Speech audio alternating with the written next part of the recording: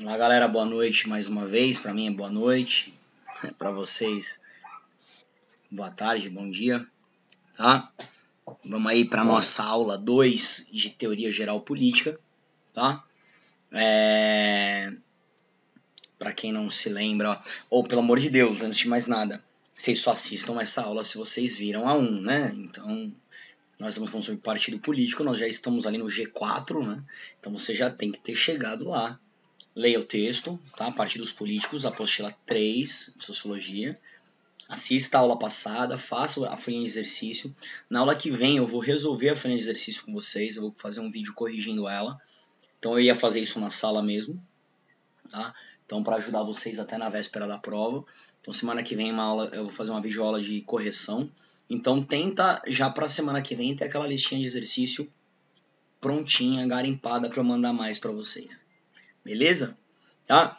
Então a gente está no G4, nós passamos pela definição, pelo que é relevância para um partido político, passamos na burocracia para se criar um partido político e nós falamos sobre os tipos, né? O tipo 1, a religião, o tipo 2, o partido étnico, o tipo 3, política externa. E quando eu cheguei aqui nos tipos de partido, eu falei para vocês que essa aula seria dividida em 2 aulas, 2 momentos, e que o momento de agora, né, o momento da nossa próxima aula, seriam partidos que fazem mais parte da nossa realidade, partidos que têm mais a ver com o Brasil. Né? O partido 1, 2 e 3, né, são partidos mais de política internacional. E agora a gente vai falar um pouco mais sobre uma realidade brasileira. Embora o 4 não é muito realidade brasileira, é um pouquinho só, mas é o 6 que o bicho pega, o 5 e o 6. Né? O partido 4 é o partido pós-materialista. O que seria um partido pós-materialista? O partido pós-materialista são níveis, são tipos de partido político que eles têm como pauta, eu já falei para vocês, ideologia não define um partido político, o que é um partido, mas faz parte do partido político, certo? Então basicamente quando a ideologia de um partido político é com base em uma questão que é considerada secundária. O que eu quero dizer com isso? Basicamente eu sou um partido político que eu tenho como bandeira, eu tenho como ideologia, como rosto do meu partido, uma questão que ela é não política. Né? Ela não é de primeira instância, ela não é primordial, ela não é relevante. É irrelevante. Então, por exemplo, é um partido político que tem como objetivo uma ideologia, defender uma ideia que não é primordial para o assunto político do contexto que aquele partido vai disputar o poder, disputar as eleições. Né? Então, eu vou te dar um exemplo prático para você ter uma noção. Eu coloquei para vocês, né, à minha direita aqui no caso, o Partido Verde, né, o V43 aí. O Partido Verde é o grande exemplo de partido político brasileiro. Por quê? Porque ele tem um nível de relevância, tá? Ele tem até um número de cadeiras que pode ser considerada ali uma mini relevância. Mas a bandeira do Partido Verde é uma bandeira secundária. E eu não estou aqui falando para vocês que maltratar o animal ou pôr fogo na floresta. Não é isso. Mas por defender o meio ambiente não é a pauta principal do Brasil. O problema do Brasil não é o meio ambiente. O meio ambiente é uma pauta dentro do sistema político brasileiro. Ela é uma mini pauta. Ela tá lá, ó, no meu partido a gente vai ter o meio ambiente. Vai ter uma secretaria do meio ambiente, tudo bem. Mas um partido que tem como objetivo focar no meio ambiente destoa da situação e do contexto político brasileiro. Nós temos grandes problemas, nós temos várias questões políticas a serem debatidas. Nós temos uma questão do PIB, nós temos a inflação, nós temos o desenvolvimento da educação. A gente tem uma série de pautas. Então você pegar uma micropauta e colocá-la como bandeira do teu partido e você defender isso como sua bandeira principal é um partido pós-materialista. São partidos que têm como bandeira, ideologia, uma ideia que ela é de nível secundário. Ela não é de relevância. São partidos com microbandeiras, micropautas. Eles têm como grande ideologia uma ideia secundária. À minha esquerda, eu coloquei o Grøn, né, que é o Partido Verde, o Grøn é verde, da Dinamarca. Noruega. A Noruega, se eu não me engano, a própria Dinamarca, Suécia com certeza, Na Escandinávia, os partidos verdes, eles são muito relevantes. E lá, a bandeira deles passa a se tornar meio preponderante. Passa a ter uma certa ideia. Por exemplo, discutir o meio ambiente na Dinamarca, na Noruega, na Suécia, que eu citei, se torna não secundário, se torna relevante. Por quê? Porque eles não têm grandes questões a serem debatidas. Lá não, eles não têm grandes crises econômicas, financeiras, eles não têm sistema de saúde falido, um sistema educacional em colapso, eles não têm o PIB caindo, eles não têm desigualdade social, eles não têm violência, criminalidade, corrupção. Então lá você discutir o meio ambiente passa a se tornar algo necessário. Discutir o mundo, essa visão da sustentabilidade, para eles é bacana, para eles se torna primordial, porque eles não têm mais o que fazer na casa deles. Agora eles têm que cuidar da casa dos outros, eles têm que cuidar do meio ambiente. As pautas secundárias se tornam primordiais.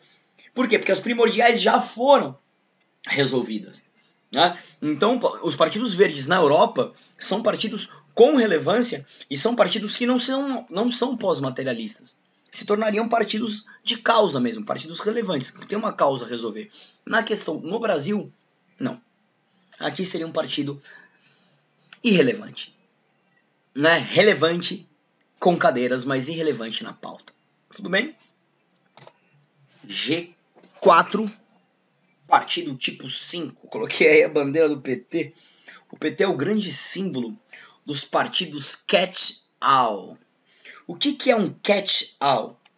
Catch-all são partidos políticos, eles são bem modernos. Eles passaram a existir, eles cresceram muito depois da Guerra Fria. Tá? A palavra já é meio óbvia, né? Catch-all, pegar tudo. É um partido que eles entendem o seguinte: até os anos 80, 90, as decisões políticas mundiais, elas sempre ficaram em grupos intelectuais, elitistas, financeiros. De 1980 para cá, cresceu-se um programa educacional, as pessoas ficaram mais informadas, mais alfabetizadas, os negros nos Estados Unidos tiveram acesso à educação, as mulheres passaram, né, elas já tinham ganhado, obviamente, o direito político, mas agora elas começam a ter mais influência na política. O catch-all é um partido que ele vai ter justamente essa bandeira. Ele vai chamar para o seu público todos os oprimidos da história. Mulheres, trabalhadores, negros, ex-escravos, o pobre, o povo. Né? Catch-all são esses partidos que a bandeira deles é ser a porta-voz dos oprimidos. Eu não sou étnico, eu não sou religioso, eu não vou cuidar do meio ambiente. Eu nem sei do que eu vou cuidar, eu quero voto da massa. Catch-all, pegar voto da galera. O PT. O PT, a voz, foi das décadas de 90, né? A luta incessante do PT, a voz do povo, a voz do trabalhador, aquele político que vai se sujar, mexer no cabelo, né, deixar a barba tipo eu aqui, né, falar errado, e aí, eu sou do povo, falar real, isso é catch-all. Catch-all é um partido que ele não tem nem às vezes proposta. O que você vai fazer para melhorar o país? Não sei, mas eu vou lutar pelo povo, eu vou lutar, é isso. Né? São partidos políticos que eles clamam, eles são populistas, eles clamam pelos oprimidos. E isso porque eu falei depois da Guerra Fria, porque ali na queda do muro, ali após na década de 80 para 90, é justamente aonde o mundo, as ditaduras vão cair, né? Então os regimes militares, por exemplo, na América Latina caem. Você já tem aí uma longa, né, umas 3, 4 gerações educacionais, né, onde o pessoal que era analfabeto vai vir, o trabalhador agora vai poder ter direito a voto. Como eu citei a questão do negro nos Estados Unidos, que é uma questão mais séria, África do Sul, né, teve muito, no Brasil não, mas fora teve. Então há o partido, né, dos oprimidos. Então esses partidos que são basicamente a voz do povo, né, e não necessariamente eles vão ter uma bandeira estritamente política, um projeto, mas eles vão lutar pelos oprimidos, por aqueles que nunca foram ouvidos. Né? Então, se pegar a história do Brasil, né, durante o regime militar você tem um partido político da elite, né, durante o café com leite, partido da elite, você tinha na época da democratização ali, JK, Getúlio Vargas, Dutra, metade da população brasileira nem votava, Aí quando chega em 89, ali 80, nossa, Brasil, os analfabetos votam, você vai ter uma massa brasileira votando. Aí vem quem? Vem o PT, vem esses partidos de tipo, mano, vem. Vocês que nunca foram ouvidos, eu sou o partido de vocês. Catch all. Partidos que têm como ideologia, né, a luta, a defesa dos oprimidos, daqueles que nunca tiveram voz na história política. Beleza? Vamos ao nosso caos, ao nosso problema. Partido 6. Esse aqui, cuidado, tá? Porque esses são praticamente todos os partidos do mundo moderno.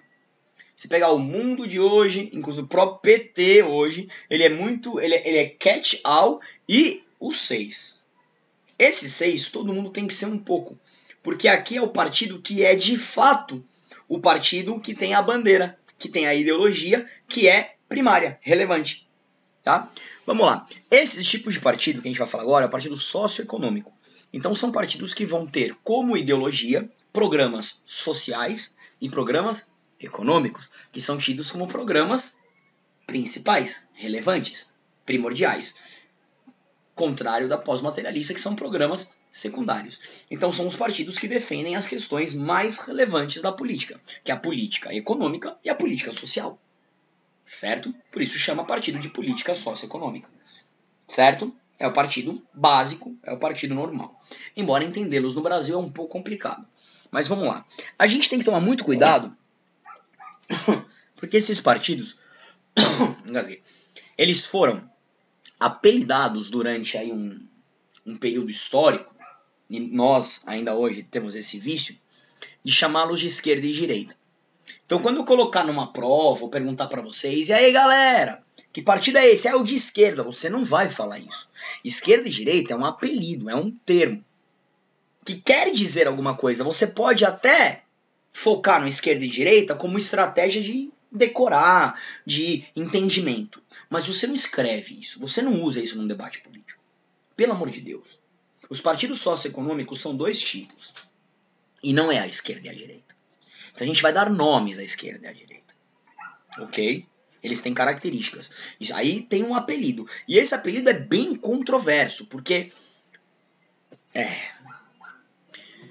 é melhor eu voltar. Vamos voltar no tempo um pouquinho. E, por exemplo, na Revolução Francesa, que vocês já estudaram, creio eu, depois eu até explico isso, eu tiro dúvida com relação a isso, se for o caso. Na época da Revolução Francesa, quando foi realizado o primeiro encontro das Assembleias Gerais, na queda da Bastilha, né, quando eles derrubaram a Bastilha, prenderam o rei, não matam ele de primeira, né, só depois, mas eles prendem o rei, o Luís, eles fazem uma reunião, a convocação das Assembleias. E aí eles chamam os representantes, né, do povo, da burguesia, que eles vão discutir como que vai ser aquela monarquia constitucional francesa. Porque eles vão tentar montar um código jurídico ali. E o Robespierre, que era o líder da Revolução, ele sentou ao centro. Né? E quando ele sentou ao centro para liderar o debate político, à esquerda do Robespierre sentaram os jacobinos. E à direita do Robespierre sentou os girondinos. Daí nasceu o termo esquerda e direita. À esquerda, porque ficou à esquerda de Robespierre, ficaram os jacobinos, que era um grupo político francês da época, que era um grupo mais revolucionário. Eles eram grupos que queriam, por exemplo, a morte instantânea do rei. E eles queriam a instalação automática, na hora imediata, do sistema democrático. Então eles queriam uma mudança drástica. Tá? Então daí vem essa ideia da esquerda. A esquerda é um partido que ficou, você é da esquerda, virou tipo esse apelido, o xingamento, sei lá, para alguns, né?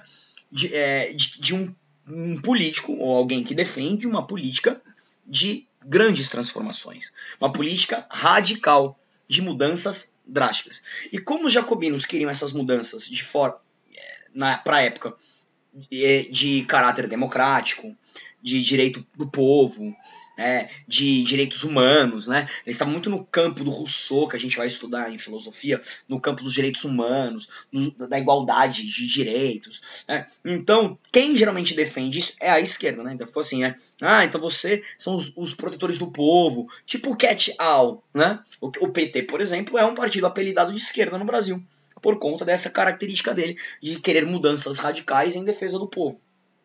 Querer, não estou falando que faz, ok? Tá? E a direita, como ficaram os girondinos, o que os girondinos eram? Eles eram mais moderados, né? E os girondinos queriam o quê? Eles eram burgueses, os girondinos eram os caras que tinham a grana, e eles queriam manter um código jurídico, né, na França, censitário, onde só os ricos votavam.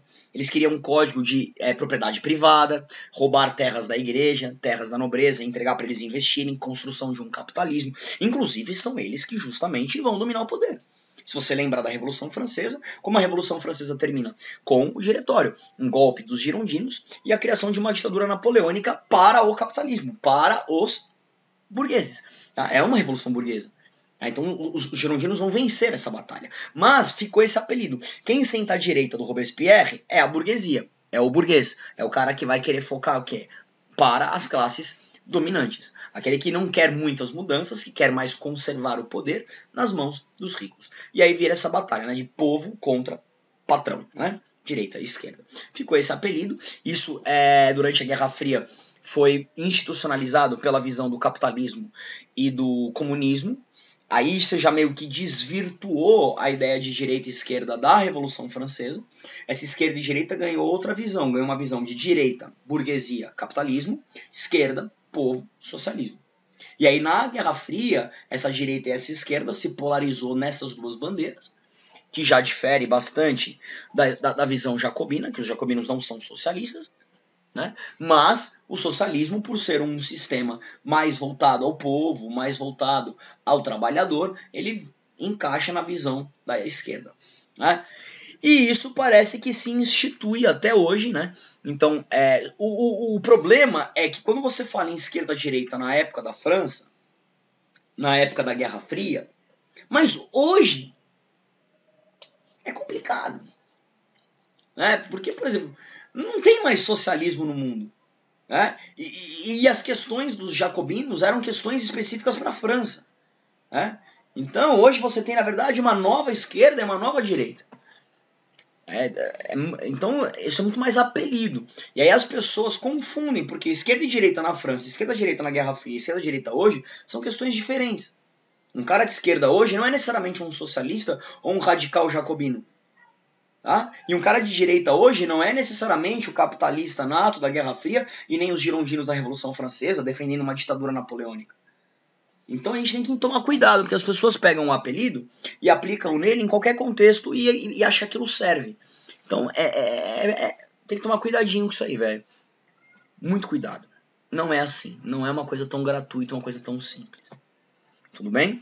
Então vamos lá. Então, quando a gente for falar de direita e esquerda hoje, fala em direita e esquerda moderna. Podem usar o termo a direita moderna, a direita do século XX. Né? No caso, XXI, desculpa, né? A direita do século XXI, a esquerda do século XXI. Né? Mas fale isso numa tese, trocando uma ideia, conversando, né? Numa resposta direta de uma prova. Socioeconômico, direita moderna e esquerda moderna? Não. O que são partidos socioeconômicos? São partidos que vão ter pautas sociais e pautas econômicas. Só que tem dois tipos do tipo socioeconômico. Então a gente vai ter que analisar essas pautas sobre dois caminhos, duas vertentes. Porém, um partido socioeconômico é um partido que tem como prioridade discutir pautas de política econômica e social. Que pautas a gente vai discutir? E essas pautas que a gente vai discutir sobre duas lógicas. Então, basicamente, quais são as pautas do Partido Socioeconômico? O papel do Estado, os impostos, o modelo de privatização ou estatização, modelo de nacionalização e a posição do capital estrangeiro, as necessidades básicas de uma nação, a influência da igreja, o laicismo, e os valores sociais. Olha, e eu peguei coisas básicas ainda, tem mais. A gente vai pegar uma coisa básica. Então, o que o Partido Socioeconômico discute? Questões sociais. Questões sociais estão aí no seu slide, na área do costumes. O que seriam políticas sociais? Políticas sociais de necessidade básica, de laicismo e de valores sociais. Ponto. O que seria uma política econômica? Uma política econômica é o papel do Estado na economia, como ele vê os impostos, a privatização e a estatização, a nacionalização de um país e o capital estrangeiro. Pautas econômicas. Beleza? Só que a direita e a esquerda moderna vão ter visões diferentes. Por exemplo, papel do Estado. A esquerda pensa uma coisa, a direita moderna pensa outra. Imposto. A esquerda pensa uma coisa, a direita pensa outra. Privatização. A esquerda. Estatização. Necessidades básicas. Tudo bem? Então, qual é o nome desses partidos de hoje que não são a esquerda e a direita? Como a gente pode chamar esses partidos? Então, vamos lá. Os partidos que a gente apelida de esquerda moderna são chamados de partidos interventores. Interventores. E os outros são chamados de partidos liberais. Ou tem quem fala assim, partido de cunho liberal e partido de cunho interventor. Cunho liberal e cunho interventor. O cunho liberal seria a direita moderna e o cunho interventor a esquerda moderna. Tudo bem? Tranquilo? Tá? Então vamos lá. Os liberais e os interventores vão discutir em cima de algumas pautas. Papel do Estado, imposto, privatização / estatização. Eu vou trabalhar com esses 3 conceitos. A gente vai encerrar porque são conceitos mais completos. E na próxima aula a gente finaliza esses conceitos e começa a fazer exercício. Tranquilo? Então vamos lá. Isso não é muita coisa, cara. Aí é complicado. Eu vou começar com essa primeira visão. Papel do Estado. O que seria essa pauta? Papel do Estado. Deixa eu só dar uma olhadinha aqui para ver se não vai ficar muita coisa para vocês. Opa, peraí, tô falando besteira aqui. Deixa eu ver se não vai ficar muita... Não, até aqui não. Acho que dá. Vamos lá. Vai ficar muita coisa, não. E fiz besteirinha.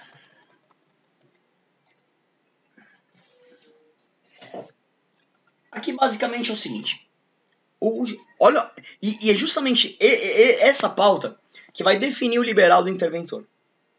Interventor. O Estado vigia a economia. Qual é o papel do Estado? É como um regulamentador do sistema econômico. Ponto. Liberal. Estado libera a economia. É isso. Os liberais defendem que o papel do Estado no sistema econômico deve ser mínimo. Deve ser restringido. O que seria um Estado que interfere pouco na economia? O que seria uma característica do Estado interferir pouco na economia? Guarda isso para a próxima aula. Eu vou pegar esse papel do Estado e a gente vai destrinchar ele. É bastante coisa. O ideal é a gente ir colocando os outros. Quando a gente for fazendo todos, você vai voltar para entender o papel do Estado. Vamos terminar o imposto e a privatização e você já vai começar a sacar o papel do Estado. O que seria um Estado interventor ou um Estado liberal?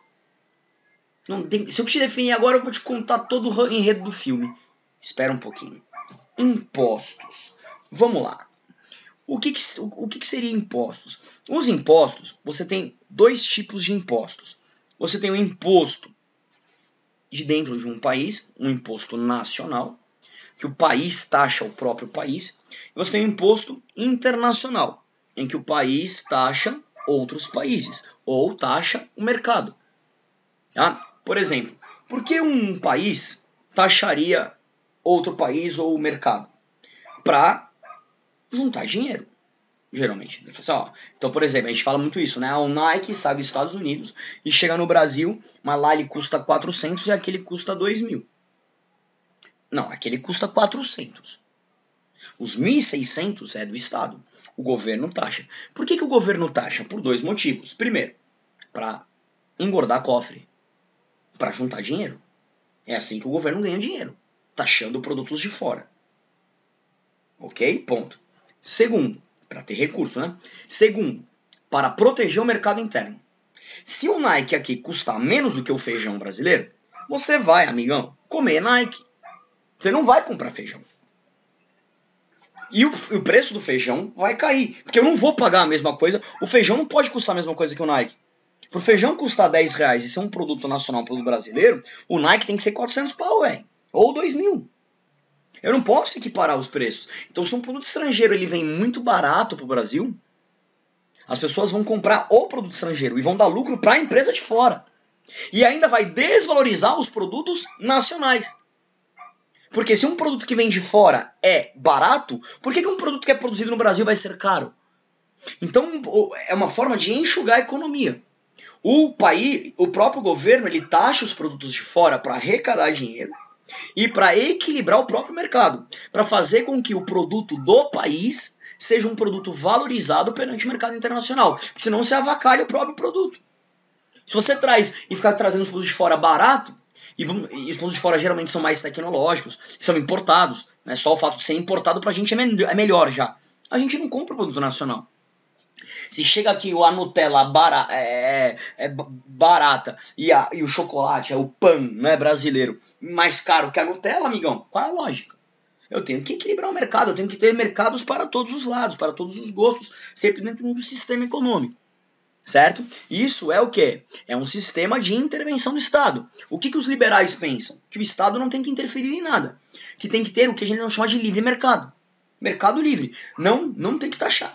Se o produto de fora vem, ele tem que vir com o preço dele. Ah, mas e se zoar o produto daqui? Então que o produto daqui faça melhor. Então que vocês concorram livremente com a Nike. A Nike não vai chegar muito barata no Brasil, então sabe o que você faz? Você vai lá e faz um produto melhor que a Nike. Simples. Faz concorrência. Pera aí, amigão, que eu vou ter que... Eita, pera aí que eu tenho que carregar aqui o meu computador que vai acabar a bateria.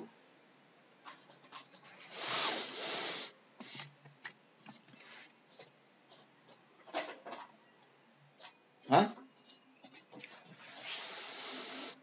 Não sei se é sempre com vocês que acaba a bateria do bagulho. Tá? Então, é uma visão. Aí fala assim, professor, mas eu concordo. Mano, você vai para onde você quiser. Tá? O mundo é livre, nós, graças a Deus, vivemos um sistema político onde as pessoas podem escolher. Tá? Tranquilo. Então o que você vai ter que fazer? Você vai ter que ter uma visão do mundo, uma visão do país e escolher a sua teoria política, para onde você vai. Partidos liberais têm essa visão. Nós precisamos ter um mundo em livre concorrência. O Estado não tem que ficar taxando imposto dos produtos. Os produtos têm que ter livre mercado e as pessoas têm que consumir o melhor. Se o seu país produz um produto inferior ao mercado, faça um melhor. Incentive.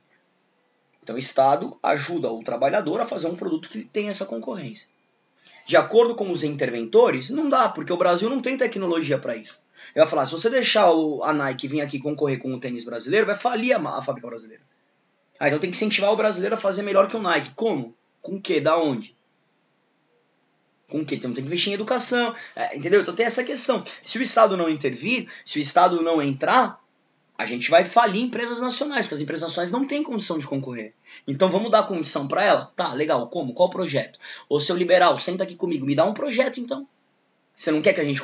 Entendeu? Então é um debate, cara, isso é muito quente. Isso aqui é agora que o partido político a gente vai brincar. É agora que vai esquentar o debate político. Tudo bem? Então só sobre a questão do imposto a gente tem esse assunto que é muito grave. E a grande questão aqui é o Estado interferindo na economia. E agora, por exemplo, o imposto interno, aí você fala assim, como é que eu vou...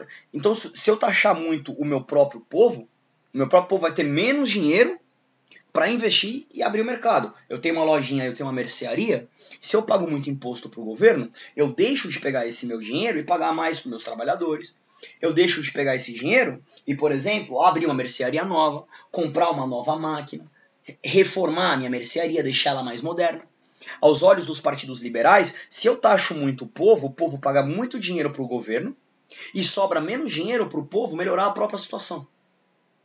Partido liberal. Partido conservador interventor. Né, o partido interventor. Que lindo. Então, quer dizer então que eu cobro menos imposto para o povo, né, ter esse dinheiro para aumentar a mercearia. Quem garante que o tio que tem a mercearia, se ele pagar menos imposto, ele vai aumentar o salário do trabalhador dele? E não vai pegar esse dinheiro, por exemplo, e gastar em Nike, e viajar para a Europa, e aumentar o poder dele? Quem garante que se o Estado não regulamentar o que você faz... Porque assim, o Estado ele cobra imposto de você para você ter uma aposentadoria no final na tua velhice. Quem garante que você, cidadão brasileiro, tem condição de entender que você tem que guardar um dinheiro por mês para você poder ter uma aposentadoria no final do ano? Final da vida. Quem garante que você não vai torrar tudo aqui em Nike e quando você tiver 70 anos e você não conseguir mais trabalhar na mercearia, ou sua mercearia falir, da onde vai vir o seu seguro-desemprego? Da onde vai vir o seu bônus do Estado? E aí? Da onde vai vir a aposentadoria? Porque, por exemplo, quando uma pessoa é demitida, o seguro-desemprego dela é paga com o imposto que é cobrado do patrão. Quer dizer, então, que se eu tirar o imposto do patrão, ele vai pagar melhor o empregado dele? Quem garante? Quem garante que ele vai aumentar o salário dele? A ponto de que quando esse cara for demitido, ele vai ter dinheiro em caixa, porque ele é um brilhante, um grande astuto economista, dinheiro em caixa para poder se sustentar naqueles próximos 3, 4 meses que ele vai procurar emprego. Quem garante? Entendeu? É o que eles chamam de Estado paternalista. Tá? Os interventores, eles acreditam que o Estado tem que ser tipo um papai para as pessoas. Cuidar. A gente cobra muito imposto, o Estado, para oferecer um serviço de proteção ao povo. Os liberais falam, não, o Estado não tem que ser papai do povo. O Estado tem que tirar todo o dinheiro. Olha aí de novo o papel do Estado. Tá vendo? Em cada item eu vou explicar o papel do Estado. Intervém? Não intervém. Entendeu? Então, o Estado ele tira essa intervenção, ele para de atrapalhar o patrão e deixa o patrão livremente para lidar com o trabalhador. Deixa ele livre. Ele com mais dinheiro melhora a economia. De acordo com os interventores, ele com mais dinheiro melhora a vida dele, não a da economia. E ele vai deixar o patrão, o trabalhador ao relento. Tá vendo porque o interventor vai estar mais no campo da esquerda? Tá? E o liberal está mais no campo da direita moderna? Ó, comparando um pouco com o jacobino girondino. Os interventores eles estão mais preocupados com o trabalhador. Os liberais estão mais preocupados com o próprio mercado. Tudo bem? Deu para absorver? Eu vou parar nos impostos porque aqui tem bastante coisa ainda. Tá? Então, ó, papel do Estado. Estado intervém, vai entrar na economia ou não. Estado máximo, Estado mínimo. Como é que o Estado intervém na economia? Por exemplo, com relação aos impostos. Ele vai taxar empresas de fora e vai taxar o próprio povo? Sim ou não? Por quais motivos? Liberal, interventor. Liberal, não taxa. Imposto zero. Interventor, imposto sim. Quais motivos? Sempre caminhe por essa lógica. O interventor está sempre pensando no trabalhador e o liberal está sempre pensando no mercado. Próxima aula, modelo de privatização e estatização, que eu falei que ia ser nessa, mas é bastante. Nacionalização, capital estrangeiro. Costumes, e a gente finaliza com o papel do Estado. E talvez a gente já comece os exercícios, mas a gente vai dando aula, a gente vai vindo coisas na cabeça, eu falo, caraca, isso aqui vai mais do que uma aula, mas tudo bem, tranquilo, tá tudo planejado. Pessoal, eu vou deixar um e-mail lá na Agenda Edu para vocês entrarem em contato comigo por qualquer dúvida. De qualquer forma, eu já estou falando aqui o meu e-mail. É pelemoca@yahoo.com.br. P de Pedro, E de elefante, L de lápis, E de elefante, M de macaco, O de ovo, C de casa, A de amor. Pelemoca. P-E-L-E-M-O-C-A @yahoo.com.br. .br, não vai por .com, senão não chega. Manda e-mail, tirem dúvidas, tá? E vambora. Eu acho que semana que vem a gente pode até começar, talvez, dependendo do tempo, uma questão ou outra. Mas se a gente não conseguir, vai fazendo os exercícios, mas deixa ele prontinho pra gente passar isso a limpo. Fica tranquilo que vai dar tudo certo. Valeu? Espero que vocês estejam bem e até a próxima aula. Forte abraço, galera. Valeu.